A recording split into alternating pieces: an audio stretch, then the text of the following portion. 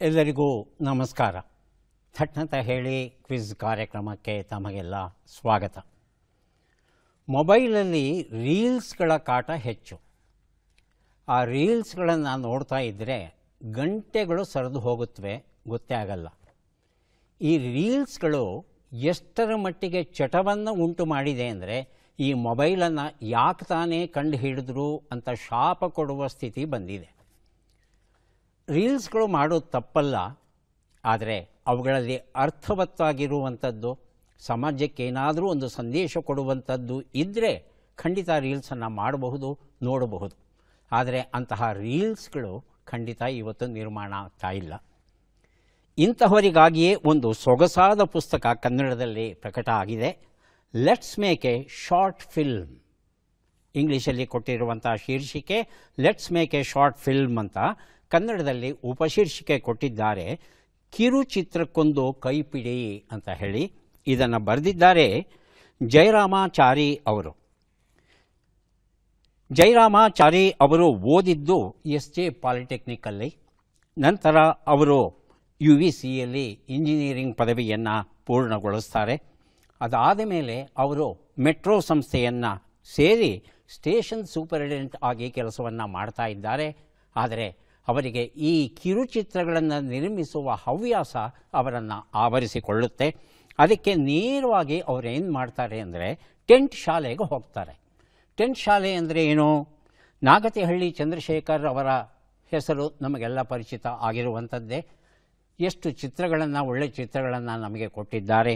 ಅವರು ಟೆಂಟ್ ಶಾಲೆ ಅಂತಕ್ಕಂಥ ಒಂದು ಶಾಲೆಯನ್ನು ನಡೆಸಿ ಚಿತ್ರವನ್ನು ತಯಾರು ಮಾಡೋದು, ನಿರ್ಮಿಸಬೇಕು, ನಿರ್ದೇಶಿಸಬೇಕು ಅಂತ ಯಾರಿಗಾದರೂ ಆಸೆ ಇದ್ದರೆ ಅವರಿಗೆ ಅಗತ್ಯವಾದ ಮೂಲಭೂತ ಮಾಹಿತಿ ಏನಿದೆ ಅದೆಲ್ಲವನ್ನೂ ಸಹ ಅವರು ತರಬೇತಿ ಕೊಡ್ತಾರೆ. ಅಲ್ಲಿ ಹೋಗಿ ಇವರು ತರಬೇತಿಯನ್ನು ಪಡೆದು ಡಿಪ್ಲೊಮೊ ಇನ್ ಫಿಲ್ಮ್ ಮೇಕಿಂಗ್ ಅನ್ನೋ ಒಂದು ಪದವಿಯನ್ನೂ ಗಳಿಸ್ಕೊಂಡು ಕೆಲವು ಚಿತ್ರಗಳಿಗೆ ಇವರು ಸಹಾಯಕ ನಿರ್ದೇಶಕರಾಗಿ, ಸಂಭಾಷಣಕಾರರಾಗಿ ಕೆಲಸವನ್ನು ಮಾಡಿ ಅನೇಕ ಕಿರುಚಿತ್ರಗಳನ್ನು ಮಾಡಿ ಅನುಭವ ಪಡೆದು ಈ ಪುಸ್ತಕವನ್ನು ಬರೀತಾರೆ. ಈ ಪುಸ್ತಕ ಯಾಕೆ ಅಂದರೆ ಯಾರಿಗಾದರೂ ಆಸಕ್ತಿ ಇದ್ದು ಕಿರುಚಿತ್ರಗಳನ್ನು ಕ್ರಮಬದ್ಧವಾಗಿ, ವ್ಯವಸ್ಥಿತವಾಗಿ, ಉಪಯುಕ್ತವಾಗುವಂಥ ಚಿತ್ರಗಳನ್ನು ಮಾಡಬೇಕು ಅಂತ ಆಸೆ ಇದ್ದರೆ ಅವರು ಖಂಡಿತ ಈ ಒಂದು ಪುಸ್ತಕವನ್ನು ಓದಬಹುದು. ಅಗತ್ಯವಾದ ಮಾಹಿತಿ ಅಂತೂ ಖಂಡಿತ ಇದರಲ್ಲಿ ಇದೆ. ಇಲ್ಲಿ 3 ಭಾಗಗಳಾಗಿ ವಿಂಗಡಿಸ್ತಾರೆ ಅವರು. Pre production, production, post production ಅಂತ ಇಂಗ್ಲೀಷಲ್ಲಿ ಹೇಳ್ತಾರೆ. ಕನ್ನಡದಲ್ಲಿ ಹೇಗೆ ಹೇಳೋದು? ಶೂಟಿಂಗಿಗೆ ಮೊದಲು ಯಾವ ರೀತಿಯ ಸಿದ್ಧತೆಗಳನ್ನು ನೀವು ಮಾಡ್ಕೋಬೇಕು ಮೊದಲನೇ ಭಾಗದಲ್ಲಿ ವರ್ಣಿಸ್ತಾರೆ.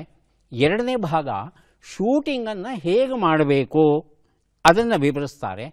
ಮೂರನೇ ಭಾಗದಲ್ಲಿ ಶೂಟಿಂಗ್ ಎಲ್ಲ ಮುಗಿದ ಮೇಲೆ ಅದಕ್ಕೆ ಬೇಕಾಗುವಂಥ ಸಂಕಲನ, ಸಂಗೀತ ಇತ್ಯಾದಿ ಏನಿರುತ್ತೆ, ಶೂಟಿಂಗ್ ನಂತರದ ಕೆಲಸಗಳು ಏನಿದೆ, ಪೋಸ್ಟ್ ಪ್ರೊಡಕ್ಷನ್ ಏನಿದೆ, ಅದರ ಬಗ್ಗೆ ಮಾಹಿತಿಯನ್ನು ಕೊಡ್ತಾರೆ.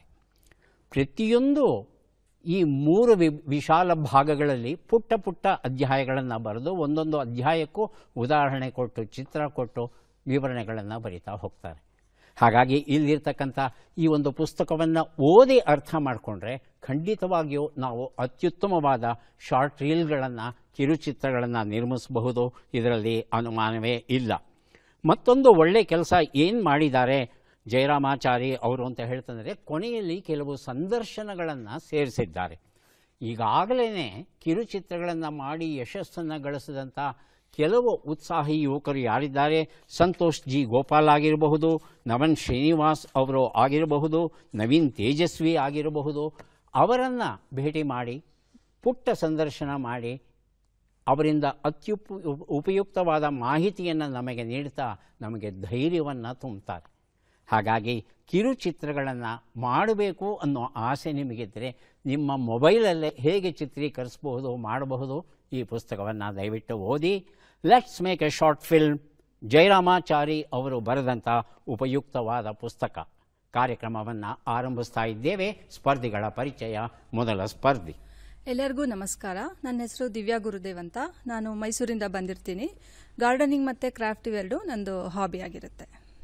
ದಿವ್ಯಾ ಅವರಿಗೆ ಸ್ವಾಗತವನ್ನು ಕೋರ್ತಾ ಇದ್ದೇವೆ. ಮುಂದಿನ ಸ್ಪರ್ಧಿ. ನಮಸ್ಕಾರ, ಮಂಜುನಾಥ್ ಅಂತ ಹೇಳಿ. ನಾನು ಶಿವಮೊಗ್ಗದಿಂದ ಬಂದಿದ್ದೀನಿ. ನನ್ನ ಖಾಸಗಿ ಕಂಪ್ನಿಯಲ್ಲಿ ವರ್ಕ್ ಮಾಡ್ತಾ ಇದ್ದೀನಿ. ಮಂಜುನಾಥ್ ಅವರಿಗೆ ಸ್ವಾಗತವನ್ನು ಕೋರ್ತಾ ಇದ್ದೇವೆ. ಮೂರನೆಯ ಸ್ಪರ್ಧಿ. ಎಲ್ಲರಿಗೂ ನಮಸ್ಕಾರ. ನನ್ನ ಹೆಸರು ಸುಧಾ ಗಿರಿಧರ್.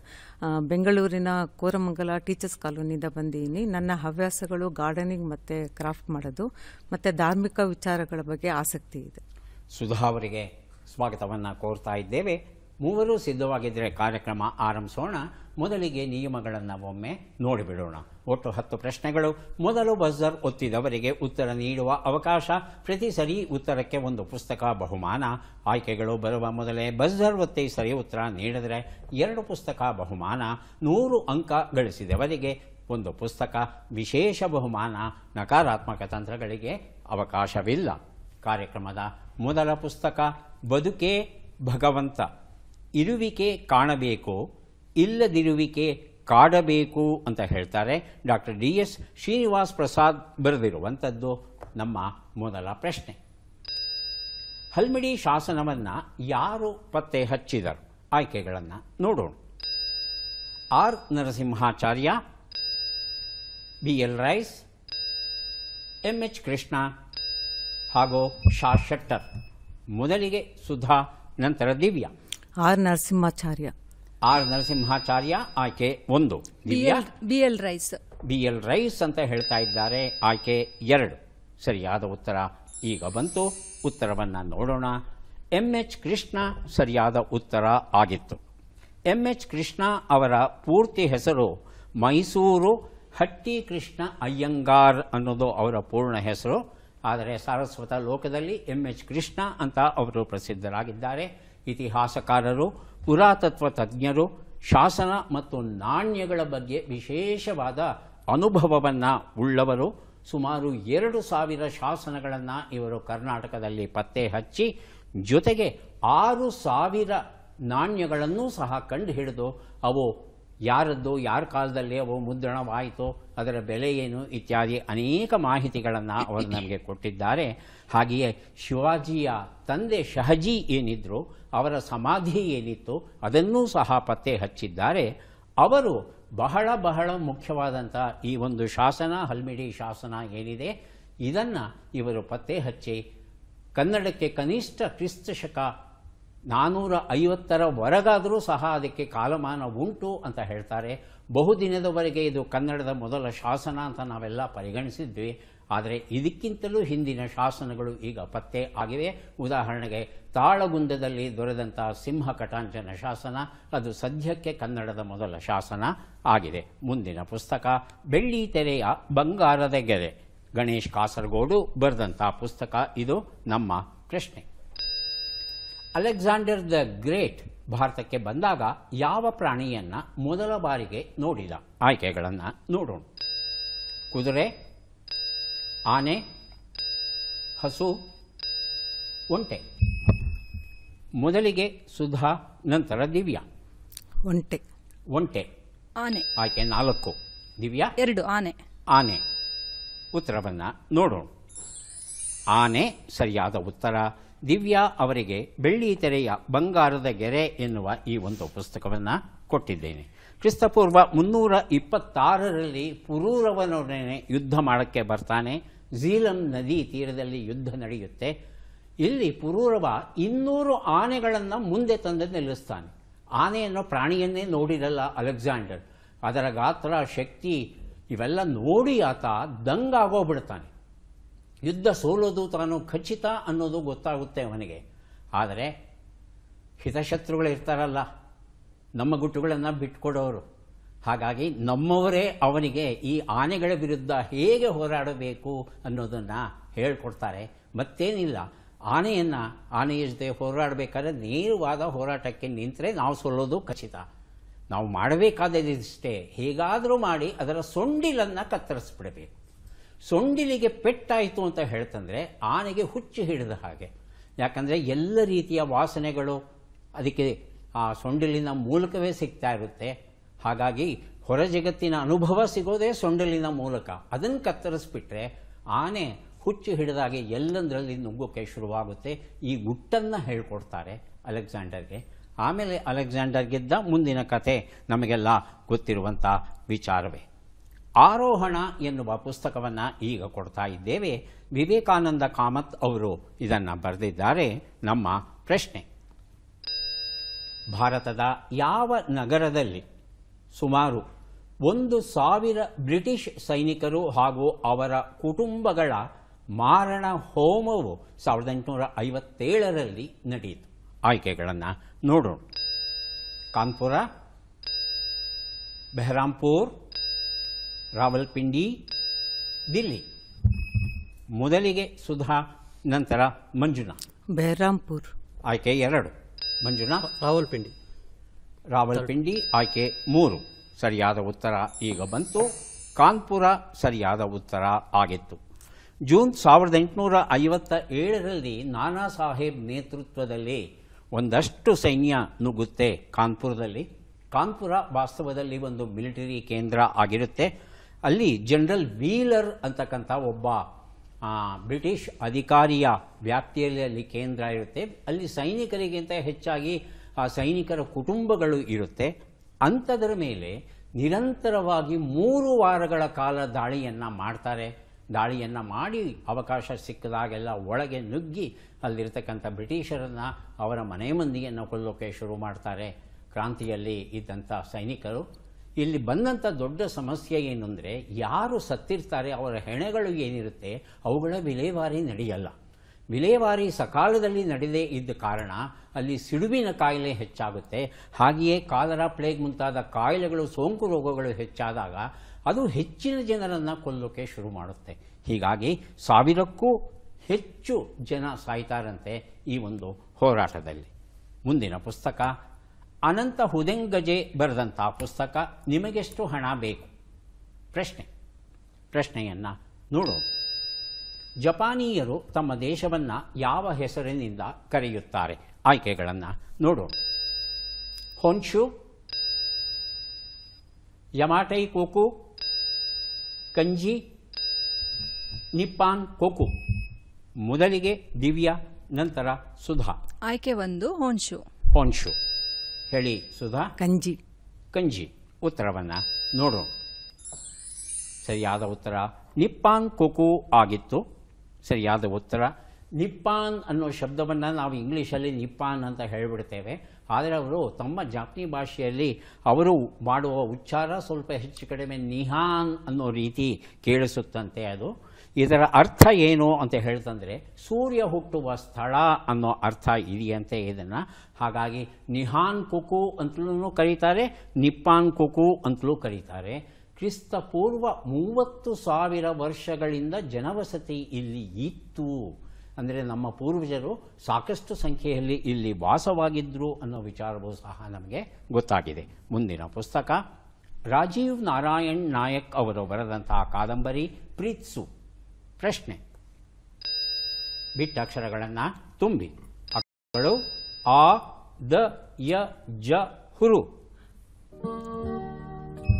ಬಜರ್ ಒತ್ತಿದ್ದಾರೆ ಸುಧಾ. ಆನಂದಮಯ ಜಯ ಹೃದಯ. ಹಾಂ, ಆ ಥರ ಬೇಡ ಸುಧಾ ಅವರೇ. ಉತ್ತರ ಸರಿ ಇದೆ ಅನಿಸುತ್ತೆ. ಒಂದು ಅಕ್ಷರ ತಪ್ಪಾಯ್ತೇನೋ ನೋಡಿ, ಪ್ರಯತ್ನಿಸಿ. ಆನಂದಮಯ ಜಗಹೃದಯ. ಆನಂದಮಯ ಜಗಹೃದಯ. ದಿವ್ಯಾ? ಆನಂದಮಯ ಜಗಹೃದಯ. ಅದೇ ಉತ್ತರವಾ? ಉತ್ತರವನ್ನು ನೋಡೋಣ. ಆನಂದಮಯ ಜಗಹೃದಯ ಉತ್ತರ ಸರಿಯಾಗಿದೆ. ಕುವೆಂಪು ಅವರ ಭಾವಗೀತೆಯ ಒಂದು ಸಾಲು ಇದು. ಸರಿಯಾಗಿ ಗುರುತಿಸಿದ್ದೀರಿ. ಪುಸ್ತಕ ಕೊಟ್ಟಿದ್ದೇನೆ. ವೇದ ಪರಿಚಯ ಎನ್ನುವ ಪುಸ್ತಕವನ್ನು ಈಗ ಕೊಡ್ತಾ ಇದ್ದೇವೆ. ಶಂಕರ ಅಜ್ಜಂಪುರ ಅವರು ಇದನ್ನು ಬರೆದಿದ್ದಾರೆ. ನಮ್ಮ ಪ್ರಶ್ನೆ: ಈ ಕೆಳಗಿನ ಲೆಕ್ಕಗಳನ್ನು ಪೂರ್ಣಗೊಳಿಸಿ ಉತ್ತರಗಳನ್ನೆಲ್ಲ ಕೂಡಿ ಅಂತಿಮ ಉತ್ತರವನ್ನು ನೀಡಿ. ಲೆಕ್ಕಗಳು ಬಂದಿವೆ. 43 ಕೂಡು 80, 81 ಕಳೆ 58, 31 ಗುಣಿಸು 9, 248 ಭಾಗಿಸು 8.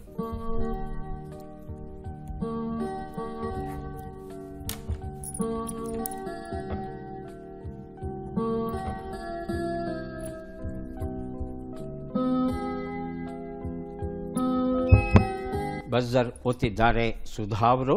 ಅಂತಿಮ ಉತ್ತರವನ್ನು 572. ದಿವ್ಯಾ ಮತ್ತು ಮಂಜುನಾಥ್? 496.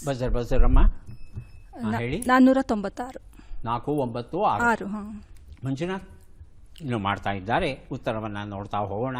ಒಂದು ಉತ್ತರ 123, 23, 279, 31 ಎಲ್ಲವನ್ನ ಕೂಡಿದರೆ 4, 5, 6 ಬಂತು. ಲೆಕ್ಕ ಸ್ವಲ್ಪ ತಪ್ಪಾಗಿದೆ. ವೇದ ಪರಿಚಯ ಕೃತಿ ನನ್ನಲ್ಲೇ ಉಳಿಬೇಕಾಗಿ ಬಂತು. ಮುಂದಿನ ಪುಸ್ತಕ ಕ್ಷಯ ಕಾದಂಬರಿ. ಡಾಕ್ಟರ್ ವಾಸುದೇವ್ ಶೆಟ್ಟಿ ಇದನ್ನು ಬರೆದಿದ್ದಾರೆ. ಪ್ರಶ್ನೆ, ಈ ಚಿತ್ರವನ್ನು ಗುರುತಿಸಿ. ಚಿತ್ರವನ್ನು ನೋಡೋಣ.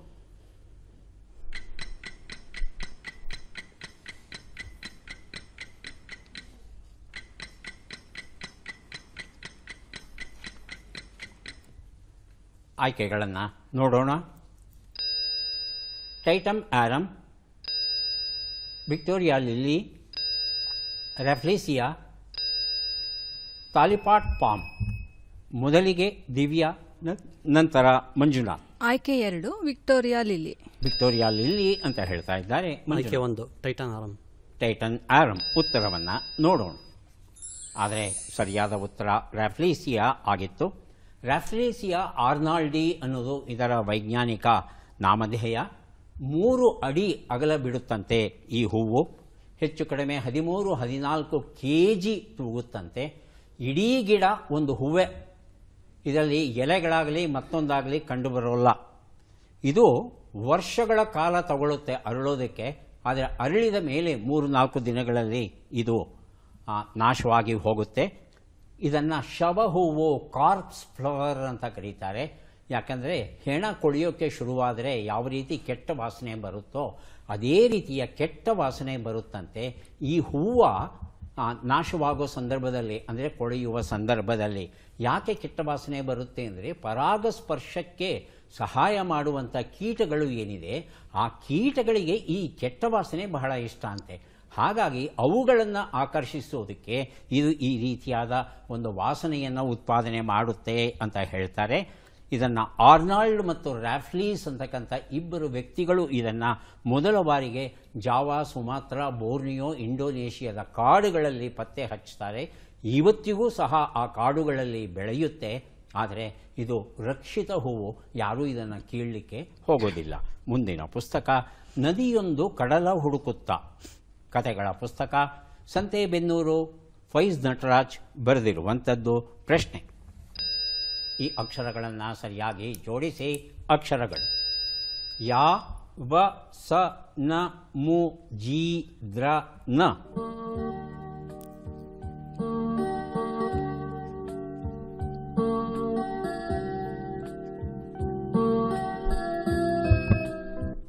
ಹೇಳಿ ಸುಧಾ. ಜೀವ ಸಮುದ್ರಯಾನ.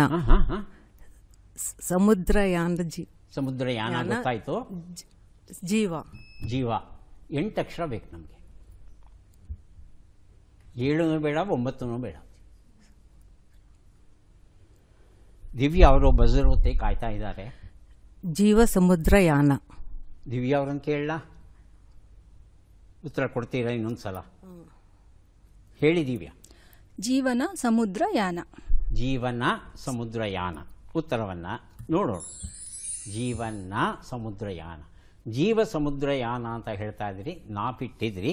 2 ಸಲ ಅವಕಾಶ ಕೊಟ್ಟೆ, ಗ್ರಹಿಸಲಿಲ್ಲ ತಾವು. ದಿವ್ಯಾ ಅವರಿಗೆ ನದಿಯೊಂದು ಕಡಲ ಹುಡುಕುತ್ತಾ ಈ ಕಥಾ ಪುಸ್ತಕವನ್ನು ಕೊಟ್ಟಿದ್ದೇವೆ. 3 ಪುಸ್ತಕವನ್ನು ಕೊಡೋದಕ್ಕೆ ಈಗ ಸಿದ್ಧವಾಗಿದ್ದೇವೆ. ಪದಬಂಧ ಬಂದಿದೆ. ಸುಳುಹುಗಳನ್ನು ನೋಡೋಣ. ಮಸುಕ ಆಗಿರುವ ಕತ್ತಲು, ಬೆಳಗಿನ ಹೊತ್ತು, ರಕ್ತ.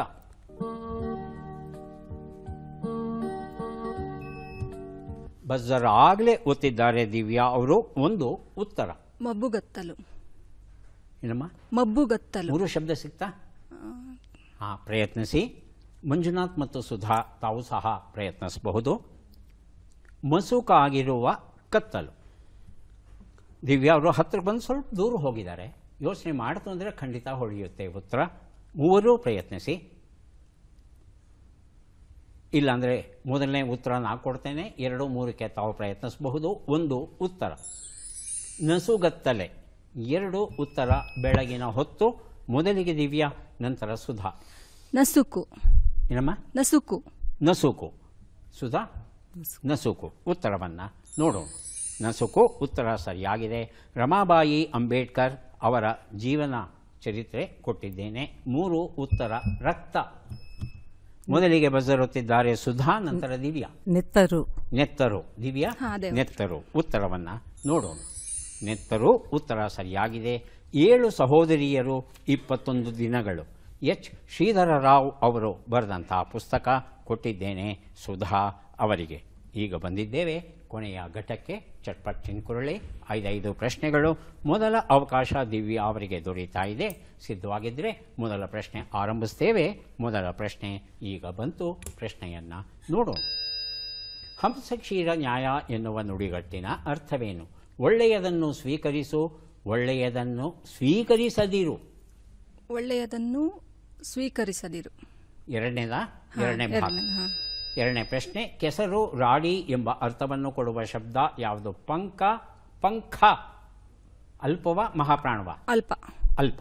ಮುಂದಿನ ಪ್ರಶ್ನೆ. ಯಾರಿಗೆ ಮರಗಿಡ ಬಳ್ಳಿಗಳು ಮಕ್ಕಳಾಗಿದ್ದವು? ಇರಾವತಿ. ಮುಂದಿನ ಪ್ರಶ್ನೆ. ಈ ಗಾದೆಯನ್ನು ಪೂರ್ಣಗೊಳಿಸಿ. ಎತ್ತ ನೋಡಿದರೂ ಮುತ್ತುಗಕ್ಕೆ. ಮುಂದಿನ ಪ್ರಶ್ನೆ. ಈ ಒಗಟನ್ನು ಬಿಡಿಸಿ. ಪ್ರಾಣವಿಲ್ಲದ ಪಕ್ಷಿಯೋ ಜಾಣರಿಗೆ ವಾಹನವಾಗಿ ಶೋಣೆಲ್ಲ ತಿರುಗುತಿಹ, ಇದರರ್ಥ ಪೇಳೆ ಸಖಿ. ಉತ್ತರವನ್ನು ನೋಡ್ತಾ ಹೋಗೋಣ. 1 ಉತ್ತರ ಹಂಸಕ್ಷೀರ ನ್ಯಾಯ, ಒಳ್ಳೆಯದನ್ನು ಸ್ವೀಕರಿಸು. 2 ಉತ್ತರ ಕೆಸರು, ರಾಡಿ, ಪಂಕ. ಸರಿಯಾದ ಉತ್ತರ ಕೊಟ್ಟಿದ್ದೀರಿ. 3 ಉತ್ತರ ಆಗಿತ್ತು, ಇರಾವತಿ ಅಂತ ಹೇಳಿದ್ರಿ. 4ನೇ ಪ್ರಶ್ನೆಗೆ ಉತ್ತರ ಎತ್ತ ನೋಡಿದರೂ ಮುತ್ತುಗಕ್ಕೆ 3 ಎಲೆ. ಕೆಲವು ವ್ಯಕ್ತಿಗಳ ಯೋಗ್ಯತೆ ಏನು ಅಂತ ಹೇಳೋದಕ್ಕೆ ಈ ರೀತಿಯಾದ ಗಾದೆಯನ್ನು ರೂಪಿಸಿದ್ದಾರೆ. 5ನೇ ಪ್ರಶ್ನೆಗೆ ಉತ್ತರ ಇದು ವಿಮಾನವಾಗಿತ್ತು. ಎಷ್ಟು ಸರಿ ಉತ್ತರ ಕೊಟ್ರಿ? ಒಂದೇನಾ? 1 ಪುಸ್ತಕ ಕ್ಷಯ ಕಾದಂಬರಿ ತಮಗೆ ಕೊಟ್ಟಿದ್ದೇವೆ. ಮಂಜುನಾಥ್ ಸಿದ್ಧವಾಗಿದ್ದರೆ ಪ್ರಶ್ನೆಗಳನ್ನು ಆರಂಭಿಸ್ತೇವೆ. ಮೊದಲ ಪ್ರಶ್ನೆ ಈಗ ಬಂತು. ಹಕ್ಕಿ ನೋಟ ಎನ್ನುವ ನುಡಿಗಟ್ಟಿನ ಅರ್ಥವೇನು? ವಿವರಣಾತ್ಮಕ ಅವಲೋಕನ, ಸ್ಥೂಲ ಅವಲೋಕನ? ಅವಲೋಕನ. ಮುಂದಿನ ಪ್ರಶ್ನೆ. ಸಾಲು, ಶ್ರೇಣಿ ಎಂಬ ಅರ್ಥವನ್ನು ಕೊಡುವ ಶಬ್ದ ಯಾವುದು? ಪಂಕ್ತಿ, ಶುಕ್ತಿ. ಪಂಕ್ತಿ. ಮುಂದಿನ ಪ್ರಶ್ನೆ. ಕರ್ನಾಟಕದಲ್ಲಿ ರಜತಪೀಠ ಎಂದು ಯಾವ ಕ್ಷೇತ್ರ ಹೆಸರುವಾಸಿಯಾಗಿದೆ? ಕುಕ್ಕೆ ಸುಬ್ರಹ್ಮಣ್ಯ, ಉಡುಪಿ. ಕುಕ್ಕೆ ಸುಬ್ರಹ್ಮಣ್ಯ. ಮುಂದಿನ ಪ್ರಶ್ನೆ. ಈ ಗಾದೆಯನ್ನು ಪೂರ್ಣಗೊಳಿಸಿ. ಎತ್ತಿಕೊಂಡು ಹೋಗೋರು ಇದ್ರೆ. ಮುಂದಿನ ಪ್ರಶ್ನೆ. ಈ ಒಗಟನ್ನು ಬಿಡಿಸಿ. ಕೆಂಪು ದೇವರಿಗೆ ಬಗ್ಗಿ ಬಗ್ಗಿ ನಮಸ್ಕಾರ. ಉತ್ತರವನ್ನು ನೋಡ್ತಾ ಹೋಗೋಣ. 1 ಉತ್ತರ ಹಕ್ಕಿ ನೋಟ, ಸ್ಥೂಲ ಅವಲೋಕನ, ಪಕ್ಷಿ ನೋಟ, ಬರ್ಡ್ಸ್ ಐ ವ್ಯೂ ಹೀಗೆಲ್ಲ ಹೇಳ್ತೇವೆ. ಡೀಟೇಲ್ಸ್ ವಿವರಣೆಗಳು ಇರೋಲ್ಲ, ಒಟ್ಟಾರೆ ಚಿತ್ರ ಮಾತ್ರ ಸಿಗುತ್ತೆ. ಮುಂದಿನ ಪ್ರಶ್ನೆಗೆ ಉತ್ತರವನ್ನು ನೋಡೋಣ. ಪಂಕ್ತಿ ಸರಿಯಾಗಿದೆ. 3 ಉತ್ತರ ಉಡುಪಿಗೆ ನಾವು ರಜತಪೀಠ ಅಂತ ಕರೀತೇವೆ. 4ನೇ ಪ್ರಶ್ನೆಗೆ ಉತ್ತರ ಎತ್ತಿಕೊಂಡು ಹೋಗೋರು ಇದ್ದರೆ ಸತ್ತ ಹಾಗೆ ಬೀಳ್ತೇನೆ. 5ನೇ ಪ್ರಶ್ನೆಗೆ ಉತ್ತರ ಇದು ಸೌದೆ ಒಲೆ ಊದುವ ಕ್ರಿಯೆ ಏನಿದೆ ಅದನ್ನು ನಮ್ಮ ಜಾನಪದ ಕವಿ ಈ ರೀತಿ ಒಗಟನ್ನು ರೂಪಿಸಿದ್ದಾನೆ. 1 ಪ್ರಶ್ನೆಗೆ ತಾವು ಸರಿಯಾದ ಉತ್ತರ ಕೊಟ್ಟಿದ್ದೀರಿ. ಹೊರನಾಡಿನ 3 ಕರ್ನಾಟಕ ರಾಜ್ಯಗಳ ಪುಸ್ತಕವನ್ನು ತಮಗೆ ಕೊಟ್ಟಿದ್ದೇವೆ. ಸುಧಾ ಅವರಿಗೆ ಈಗ ಅವಕಾಶ ಬರ್ತಾ ಇದೆ. ಸಿದ್ಧವಾಗಿದ್ದೀರಾ?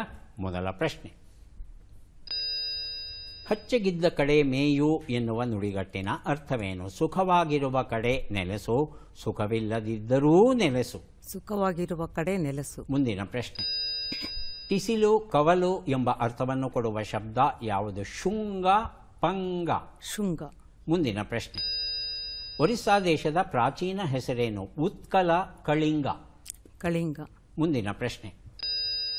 ಈ ಗಾದೆಯನ್ನು ಪೂರ್ಣಗೊಳಿಸಿ. ಎತ್ತಿಗೆ ಜ್ವರ ಬಂದರೆ ಎಮ್ಮೆಗೆ ಬರೆ ಹಾಕ್ತಂಗೆ. ಎಮ್ಮೆಗೆ ಬರೆ ಹಾಕದ್ರಂತೆ. 5ನೇ ಪ್ರಶ್ನೆಗೆ ಈಗ ಬಂತು. ಈ ಓಟನ್ನು ಬಿಡಿಸಿ. ಕರಿ ಕಂಬಳಿ ಪರ್ವತಯ್ಯ, ಸರಿ ಹೊತ್ತಲ್ಲಿ ಸಂಚಾರಕ್ಕೆ ಹೊಂಟ್ರಯ್ಯ. ಉತ್ತರವನ್ನು ನೋಡ್ತಾ ಹೋಗೋಣ. 1 ಉತ್ತರ ಹಚ್ಚಗಿದ್ದ ಕಡೆ ಮೇಯು, ಸುಖವಾಗಿರುವ ಕಡೆ ನೆಲೆಸು ಸರಿಯಾಗಿದೆ. 2 ಉತ್ತರ. ಟಿಸಿಲು ಕವಲು ಅಂದರೆ ಪಂಗನಾಮ ಅಂತ ನಾವು ಹೇಳ್ತೇವೆ. ಪಂಗ ಅಂದರೆ ಕವಲು ಹೊಡೆದಿರೋದು ಅಂತ ಅರ್ಥ ಬರುತ್ತೆ. 3ನೇ ಪ್ರಶ್ನೆಗೆ ಉತ್ತರ, ಇದು ಉತ್ಕಲ ಆಗಿತ್ತು, ಕಳಿಂಗ ಅಲ್ಲ. ಕಳಿಂಗದ ಉತ್ತರ ಭಾಗದಲ್ಲಿ ಉತ್ಕಲ ಬರುತ್ತೆ. 4ನೇ ಪ್ರಶ್ನೆಗೆ ಉತ್ತರ, ಎತ್ತಿಗೆ ಜ್ವರ ಬಂದರೆ ಎಮ್ಮೆಗೆ ಬರೆ ಹಾಕದ್ರಂತೆ, ಸರಿಯಾದ ಉತ್ತರ ಕೊಟ್ಟಿದ್ದೀರಿ. 5ನೇ ಪ್ರಶ್ನೆಗೆ ಈಗ ಉತ್ತರ ಬಂತು, ಇದು ಹೆಗ್ಗಣದ ವರ್ಣನೆ ಆಗಿತ್ತು. 2 ಪ್ರಶ್ನೆಗಳಿಗೆ ತಾವು ಸರಿಯಾದ ಉತ್ತರ ಕೊಟ್ಟಿದ್ದೀರಿ. 2 ಪುಸ್ತಕಗಳನ್ನು ತಮಗೆ ಕೊಟ್ಟಿದ್ದೇವೆ. ಯಾರಿಗೆ ಎಷ್ಟು ಪುಸ್ತಕ ಬಂದಿದೆ ಅದನ್ನು ನೋಡುವ ಕ್ಷಣ ಈಗ ಬಂತು. ದಿವ್ಯಾ ಗುರುದೇವ್ ಅವರಿಗೆ ದೊರೀತಾ ಇದೆ 4 ಪುಸ್ತಕಗಳು. ಪುಸ್ತಕಗಳನ್ನು ಸ್ವೀಕರಿಸಿ ಕಾರ್ಯಕ್ರಮದಲ್ಲಿ ಭಾಗಿಯಾಗಿದ್ದಕ್ಕೆ ತಮಗೆ ಧನ್ಯವಾದಗಳನ್ನು ಅರ್ಪಿಸ್ತಾ ಇದ್ದೇವೆ. ಧನ್ಯವಾದಗಳು.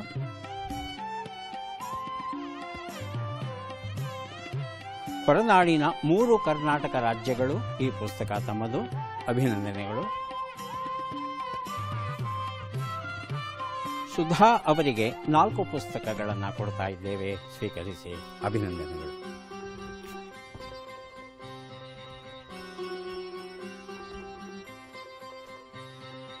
ಮತ್ತೆ ಭೇಟಿಯಾಗೋಣ. ನಮಸ್ಕಾರ.